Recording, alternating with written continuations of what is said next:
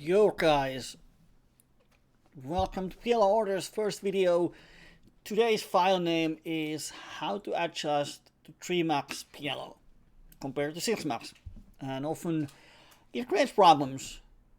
You have a good strategy, 6 players, okay, once it's out you have 5 players, play it same way, but when it comes to 400, 300, it might create problems. Heads up, different story. You should have some idea how to play heads up. But at least for me, back in the days when it went to 3 max, I had no idea how aggressive I should be, how wide I should be. Should I play like 6 max? Should I play like heads up?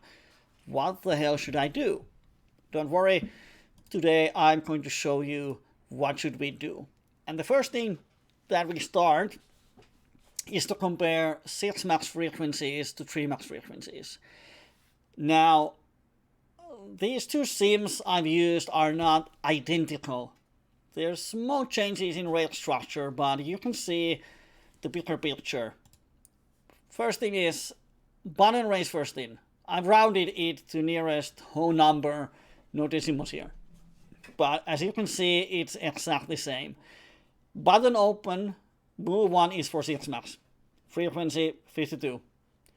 3 max, frequency 52. So button opens the same range. That seems simple. Small blind, exactly same range. Slight differences, but that's due to the different simulations. In reality, button and small blind opens with same frequency, whether it's 6 max, whether it's 3 max. So that helps a ton. Alright, let's go forward. Small blind versus button open. So button opens, do we 3-bet more 300 than we 3-bet in 600? Not really. Small blind calls in my 6 max sim slightly over 8%. And in 3 max sim it calls slightly less than 10%. So there's few percent change, but then once again when we go to the 3-betting range in the 6 max sim, it 3-bets a bit more. In my 3 max sim, it 3-bets slightly less, but you can see both of those have 18%, 19% defending frequency. So it's virtually the same. The small differences come from the rate structure and what kind of settings we have for limping and cold calling and so on. Because I don't have my own 6 max sim that I would have done myself in identical. As 3 max I have to use someone else's. So virtually it's the same. Like whether we 3-bet 8.4% or 9.6%, it doesn't really matter. In reality, there are more things that affect our decision making. But you can see here that versus button open, small blind play is pretty much the same way as we play in 6 max. So do we need to change anything? Well, that's the great question. Do we need to change anything? Let's go forward. Big blind versus button open. So button open, small blind gets away. Do we 3-bet or call more? And if you pay attention, button opens the same range, small blind defends the same range. Should big blind change anything? And no, it doesn't. Virtually identical. Calling around 41%, 3-betting around 10%, so around 50% defending range. So nothing really changes here. Alright, what about when big blind faces button open and small blind call? Do we squeeze different range? Another possibility for pre-flop. And there are some changes, but once again, it's due to the simulations. On 6 max sim, big blind calls a little less, but 3-bets a little more. So basically the same frequency, same 45% range. It's just weighted a bit towards calling or 3-betting depending on the sim. But virtually same. Big blind defends around 45% of hands. 3-bets around 10%, calls a bit more. And then the last one, big blind, if button decides to dodge and small blind opens, virtually the same.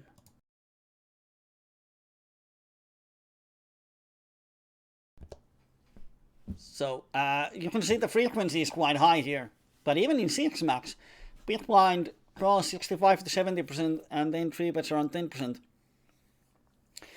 So what should we think about here? Right? Let's go back. Virtually, solver plays 3-handed exactly the same way as 6 max. Button opens, and in reality, I would expect there to be some changes. Like if UTG middle position and cutoff folds, then the chance of button to have a stronger hands in his range is a bit higher. But the difference is so small that it doesn't really affect anything. So if you know how to play button in 6 max, you know how to play small blind in 6 max, you know how to play big blind in 6 max, you can play 3 max. Don't change anything. It's that simple. And it seems a bit weird, because you would expect that the smaller number of players there is, then the more we need to pick up aggression to overcome the blinds. And in heads up, we are very aggressive. Heads up is a different game, because in heads up, both players post a blind, and they go virtually even on every other hand. And button is opening really wide range, small blind is defending really wide range. Heads up is different, because everyone is forced to pay a blind. But 3 or more players means that someone doesn't post a blind, and there are blinds to steal. And when button opens certain range, then it doesn't matter to big blind and small blind was there 6 or 10 or 15 players involved before that. All that matters is there's 3 players left, and button has certain opening range. And then the strategy is the same. You don't have to be more aggressive. You don't have to play more hands. What you need to understand is that 3-handed game is a rake trap. Heads up is a rake trap too, but on most sides, heads up has different rake than 3 or more players. And 3-handed, 2 out of 3 players are forced to post a blind, and they're out of position. So when I made the sim, then button had high EV and blinds didn't. The blinds were losing a lot. And especially in small stakes when the rake is really high. So what you might want to do is check out on the side you're playing, what is the rake structure in your games. Is the 3-handed rake same way as 6 max, and so on. And I'm going to show you some examples.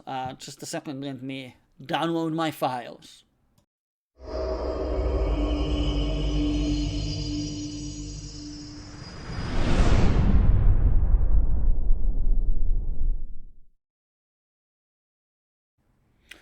Alright, here we are with different rake structures. First one is party poker. And it's a bit small print, but I will do the numbers. And let's say, let's compare PLO 25, PLO 50, and 3-handed compared to 6 max. And here we can see from PLO 25 to PLO 100, or PLO 1000 actually. Wow. When there's 3 or 4 players, the rake is 5% on party poker, but the cap is $2. And now on PLO 50, the cap is 4 big blinds. On PLO 25, the cap is 8 big blinds. So there's a huge difference. I mean, the cap is 4 big blinds or 8 big blinds. Because on PLO 50, with 5%, then the 4 big blinds will be capped in a lot of falling situations.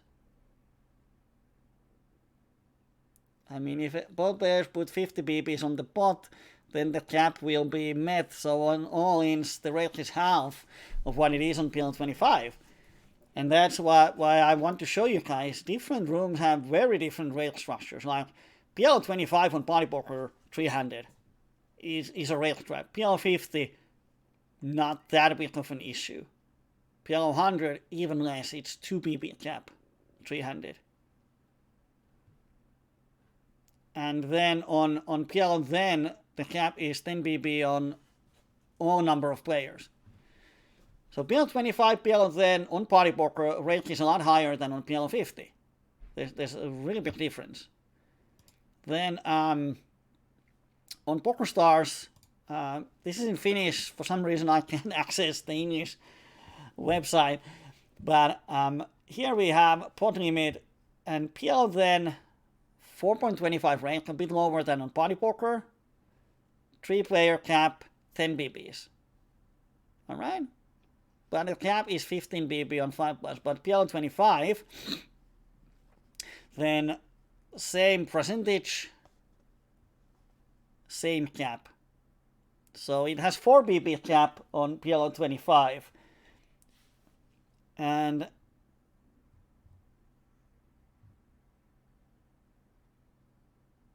we don't have PLO 50 here. What?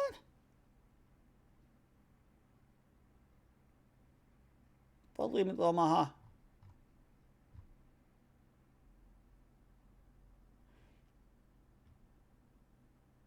Why do they have different range settings here? Oh, these are in euros, yeah. We don't have PLO 50. But it doesn't include PLO 50 here. Oh, there it is. Okay.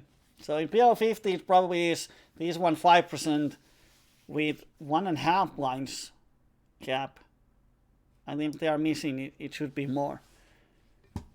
Well, a bit different than on party poker. And then the last one, run it once. PLO 50, 5% with 2.5 blind cap. The cap is half. It's 5 BB cap on 5 or 6 players. So a lot less. I mean, even PLO 2 is 5 BB cap. On party, it was 8 BB cap. On other sides, it might be 10 BB cap on PLO then. Of course, here in PLO then, it's also 10 BB cap. So you can see the difference. PLO 50, 2.5 big blind cap, 3 or 400. PLO 10, 10 BB cap, 4 times bigger cap, which is an issue, especially if the games are aggressive. A lot of big pots, the percentage is same. You might get more points and cash rewards playing 300 depending on the side. But the bottom line is, wherever you play, pay attention to the rate. Go and find these rate charts, see what it is, because very often 300 is not profitable for anyone. And there are definitely situations where heads up is not profitable for anyone, because the rate is so high and the opponent is not bad enough to overcome the rate. So 300, I would say on most sides, is if the opponents are close to your level or higher. So you don't have really good idea how to exploit them. They are solid wrecks. Then very often 300 is not worth it. You have to pay a blind 2 out of 3 times. And then you're out of position. So it's profitable for button, and for it to be profitable for the blinds, it's going to be super hard. And you have to play blind so often. Rate is often 15 to 20 BP per 100. So don't play it unless the opponents are good customers. If you have good customer, very aggressive opponent or very passive and loose opponent, then it's worth it. But other than that, don't. But if you have to play, table is just opening, you want to play, whatever, standard point is that you can play 3 max as you would play 6 max. And the same applies to 4 max, 5 max. Just remove the excess positions. The only situation where you really need to change your strategy a lot is heads up, because heads up is a different beast. But as long as it's 3 or more players, you can play the same way as you would play. Like 5 max, just remove the UTG. Treat 5 max UTG as 6 max middle position, and so on. And you will be fine. The difference is not that huge. All your post-flop skills, pre-flop skills, opponents, they affect your decision making a lot more than the minor tweaks in your pre-flop strategy. And then, of course, the post-flop is the same. But 3-handed, button, small blind, big blind, everyone, or not everyone, button and big blind operate with wide range of hands. Small blind, it sucks to be a small blind there, a bit tighter, but button over 50% range, big blind over 50% range, small blind, try to hang in there. 3-bet around 10% from both blinds versus button or the other blind. So it's a good rule of thumb that make it easy. 3-bet around your 10% range. If you have worked with me or heard me saying I have this 5-10 rule, we 3-bet 5% around versus early positions and 10% versus late positions. Good rule of thumb. Use it in 3 max. And remember, the hands that are close to threshold, whether we 3-bet or call, they make pretty much the same money by 3-betting or calling. So don't worry about those threshold hands. Like you have ace-jack, 7-9, ace-jack, then 9, double suited. Should I 3-bet or call? You make money doing either one. Post-flop matters too. And one thing about, I tried to find GG Poker Network, GG Network rate. Couldn't find any on their page, but I found some sites that have it. And Omaha rate, I don't know how old this is, but it says always 3% without the cap.